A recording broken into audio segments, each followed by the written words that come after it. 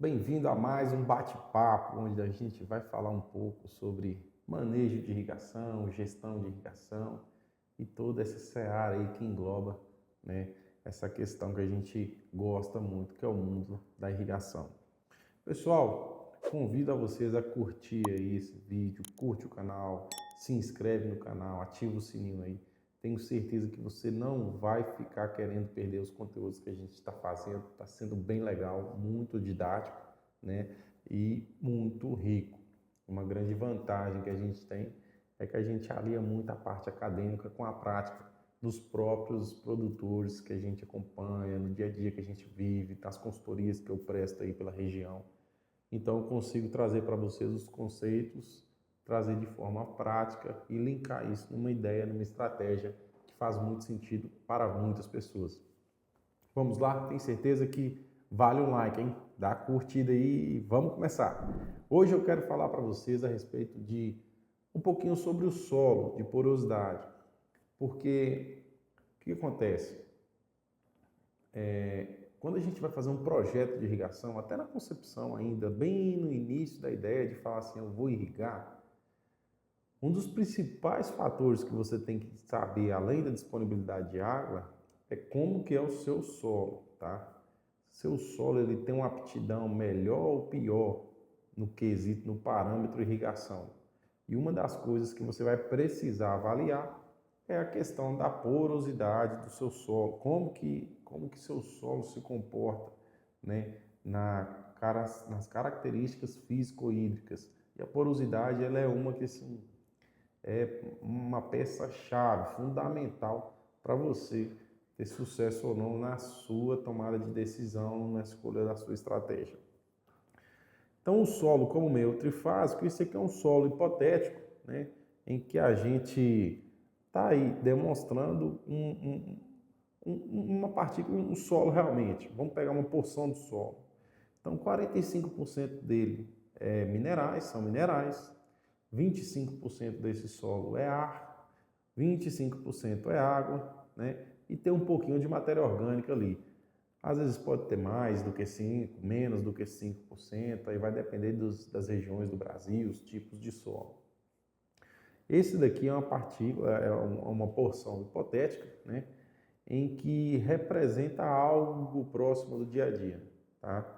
Mas lembrando, pessoal, essa parte de água e ar, principalmente, elas estão numa dinâmica muito forte todo dia, né? Elas trocam espaços, às vezes, por exemplo, depois de chuvas, né, ou depois de irrigações muito pesadas, a parte de água ela aumenta muito, diminuindo a parte de ar. Então aqui nós temos um solo que está com uma baixa aeração, mas que está com uma alta teor de água, né?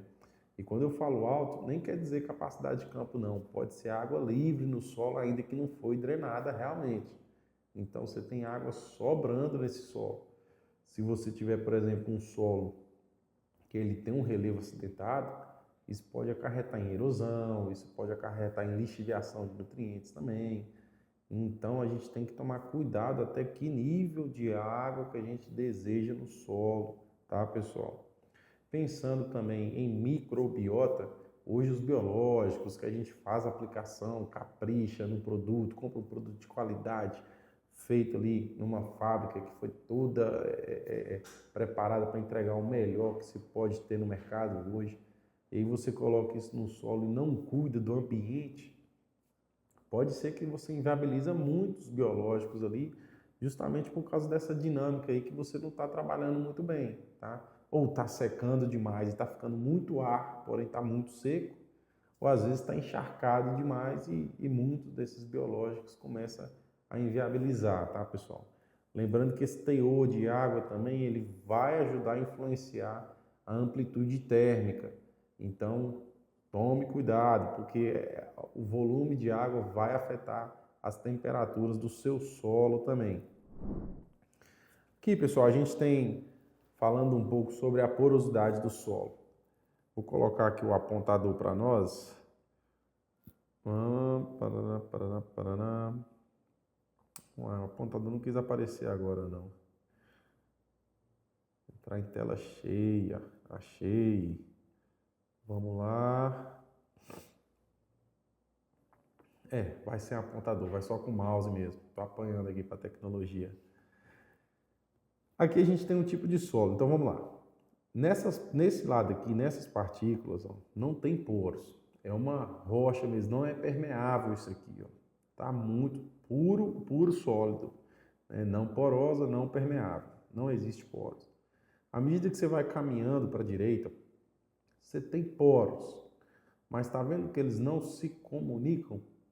São poros isolados. Esse solo é um solo poroso, porém ele também não é permeável. A água ela tem que passar pelo solo através de poros comunicantes.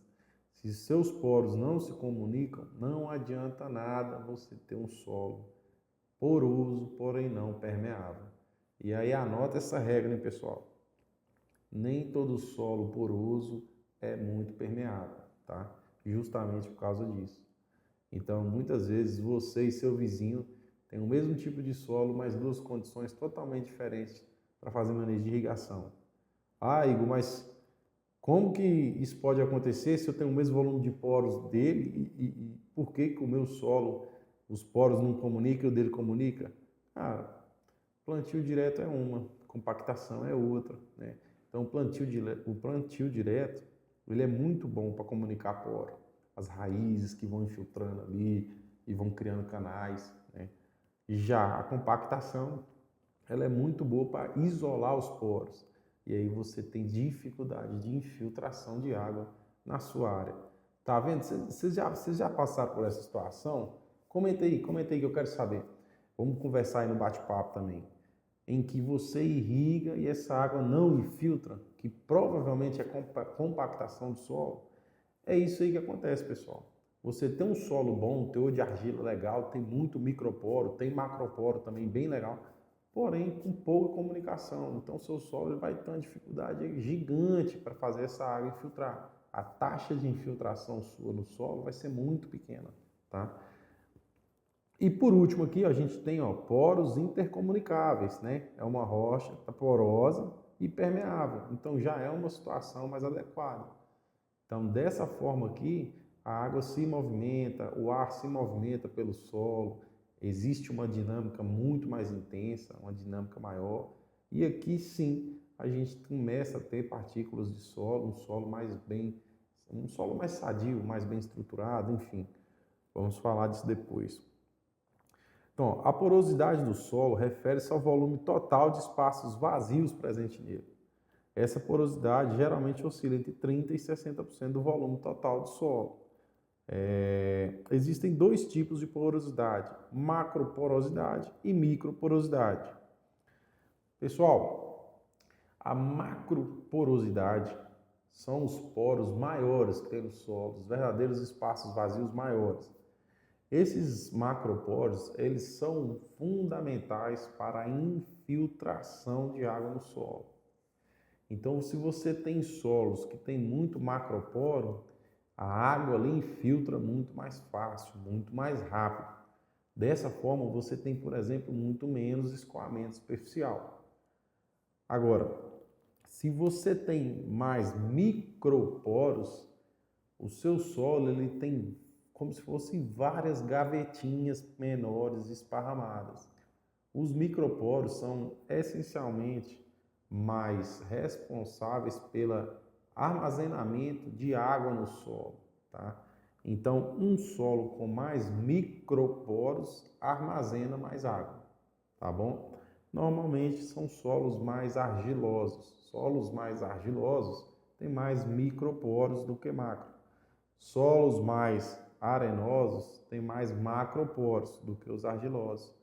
Regra geral, mas não quer dizer que isso possa mudar com o manejo, tá? Por isso que a gente não pode falar assim, é assim. Não. Na situação geral, normal, na média, é assim.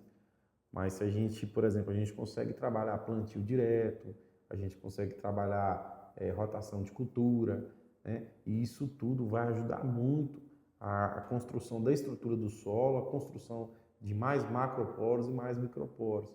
Então, por isso que o solo ainda é o nosso ativo mais importante. É ali que está o grande segredo da produtividade. A água é como se fosse... eu fui no Peru há uns tempos atrás e o pessoal lá falava que a água era uma entidade feminina, masculina na verdade, que fecundava o solo, que é a entidade feminina, que recebia, né, a semente e gerava um embrião, que são as plantas, toda a vida. Enfim, faz muito sentido isso, tá, pessoal? O solo é como se fosse o útero e a água, ela só faz o papel de dar vida para isso aí, tá? A porosidade do solo é o volume de espaços abertos ou poros entre as partículas de solo.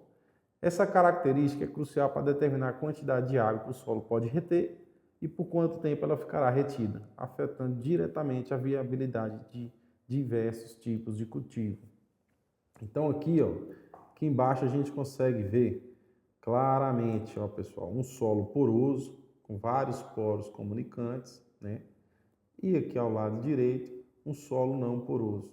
Igor, eu consigo ver outra coisa aqui também. Eu consigo ver que a raiz desse solo não poroso aqui, ó, tá bem superficial, cresceu mais lateralmente. E nesse outro solo, não, a raiz aprofundou, esparramou mais. O que está acontecendo aqui? Pessoal, isso aqui é claramente um desenho de uma área muito compactada. É isso que acontece no dia a dia. Tá? Uma área muito compactada, ela, além de ser dura, além de ela atrapalhar muito a infiltração da água, ela também atrapalha muito, ela cria uma resistência muito forte para a infiltração das raízes das plantas. Então, nesse ponto, aqui, a gente tem também um crescimento radicular muito defeituoso, muito menor. E através disso aqui, a gente consegue saber o seguinte: eu preciso ajustar meu manejo de irrigação.